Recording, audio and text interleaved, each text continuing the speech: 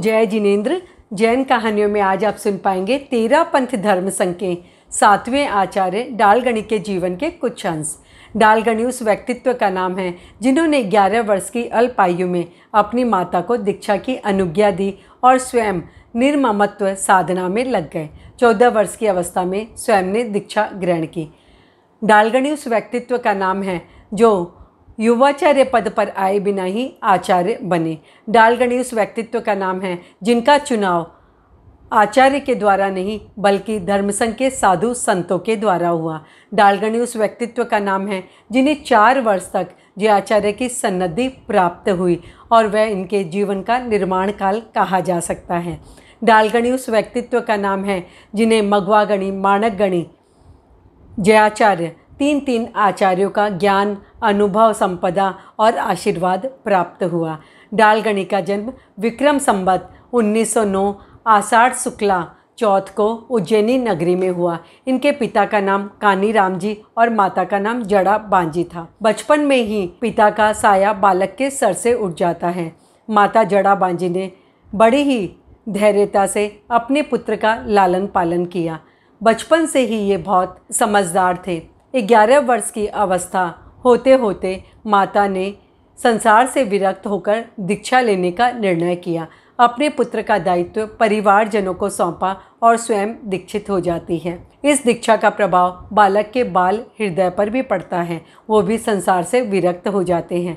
14 वर्ष की अवस्था में उन्होंने भी दीक्षा ग्रहण की। जयाचार्य की आज्ञा से हीरालाल जी मुनि ने इन्हें दीक्षित किया इंदौर में। विक्रम संवत 1923 में भाद्र कृष्णा द्वादशी के दिन इनकी दीक्षा हुई। दीक्षा ग्रहण करने के बाद ये 4 वर्ष तक जयाचार्य की सन्निधि में रहे और आगमों का इन्होंने गहन अध्ययन किया। तल स्पर्शी ज्ञान ग्रहण करने के बाद इन्होंने आगमों के सूक्ष्म रहस्यों का उद्घाटन किया। ये तार्किक बुद्धि वाले थे और एक महान चर्चावादी के रूप में सामने आए। इन्होंने अनेक संतों, साधुओं से, श्रावकों से धर्म चर्चाएं अनेक बार की। विक्रम संवत 1930 में ये अग्रणीय बना दिए जाते हैं और उसके बाद इन्होंने लंबे लंबे और उग्र विहार किए।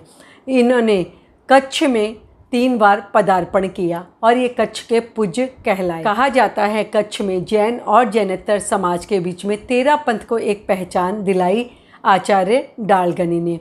ये आगम मर्मज्ञ, शास्त्रार्थ निपुण, दृढ़ संकल्पी, उग्र बिहारी, कष्ट सहिष्णु और तेजस्वी आचार्य के रूप में सामने आए। विक्रम संवत 1954 में इन्हें आचार्य पद प्राप्त हुआ धर्म संघ के साधु साध्वियों के द्वारा। आचार्य माणकगणी का देवगमन 42 वर्ष की अल्प अवस्था में अचानक हो जाता है। वे अपने पीछे किसी भी युवाचार्य को नियुक्त नहीं कर पाए थे, इसीलिए धर्मसंघ के साधु साध्वियों ने एक मत होकर इन्हें आचार्य पद पर बैठाया। ये इतिहास की एक विलक्षण घटना बताई जाती है और आचार्य डालगणी के जीवन का एक श्रेष्ठ पृष्ठ। आचार्य डालगणी ने मर्यादा, अनुशासन और संगठन को तेजस्विता प्रदान की। इनका जीवन कठोरता और कोमलता दोनों का योग कहा गया। इनका व्यक्तित्व इतना प्रभावशाली था कि कोई भी साधु संत इनके पास आते और अपने मन की बात को निवेदन करने में सकुचाते थे और इतना स्वभाव कोमल था कि कोई भी श्रावक अपनी मन की बात कहता ये बड़े ध्यान से सुनते, उस पर गौर फरमाते।